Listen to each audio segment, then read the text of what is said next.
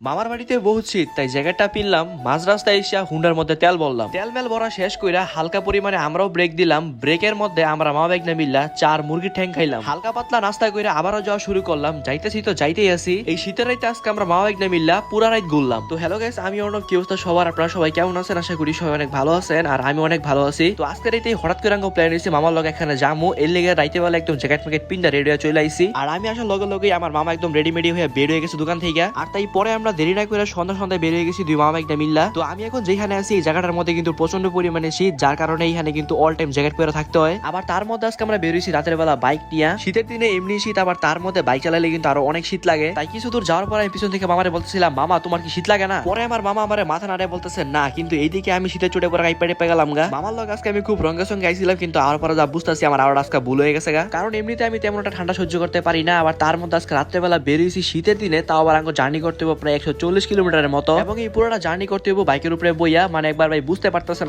কি হইতে পারে আমার লগে। তো পরে আমরা এসে পড়ছিলাম একটা পেট্রোল পাম্পের ভিতরে ফুয়েল লোড করার লাগিয়া। আর এইখানে কিছুক্ষণ লেগে দাঁড়াইছিলাম। আর এইখানে আমি দাঁড়ায় চিন্তা করতেছিলাম যে মাত্র একটু রুটাই আমার এই অবস্থা, বাকি রুট কি হইব। তো পরে আমরা এখান থেকে ফুয়েল লোড মোট শেষ করে আবার রওনা দিয়ে দিলাম। আর এবার আমাদের ডেস্টিনেশন হচ্ছে গিয়া ময়মনসিংহের কাছে একটা উপজেলাতে। আসলে ওই জায়গাটার নাম ঠিক আমি জানি না, তাই এরকম করে বললাম। যদি আপনারা কেউ রুট দেখে চিনা থাকেন তাহলে অবশ্যই কমেন্ট করতে পারেন। তো পরে আমি কিছুক্ষণের মধ্যেই চলে আসছি ওই জায়গাতে, যেটা আমি কিছুক্ষণ আগে বলছিলাম। আর পরে আমরা এখানে আইসা দুই মামা একটা মিলা হালকা পাতলা কিছু নাস্তা করলাম। এবং নাস্তা করার শেষে দুই মামা একটা মিলা এখান থেকে লাল চা খাইলাম।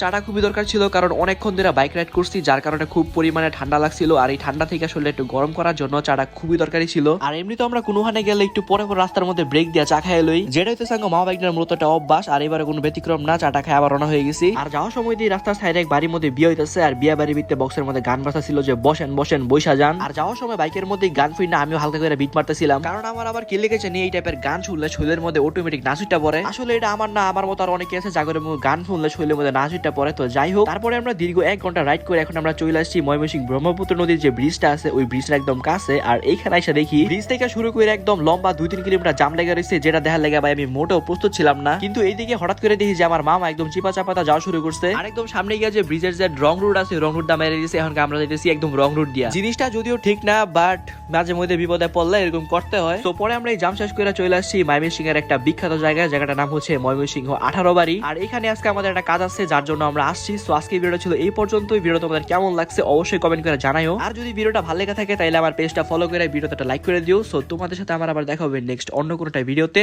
ততক্ষণ পর্যন্ত টাটা।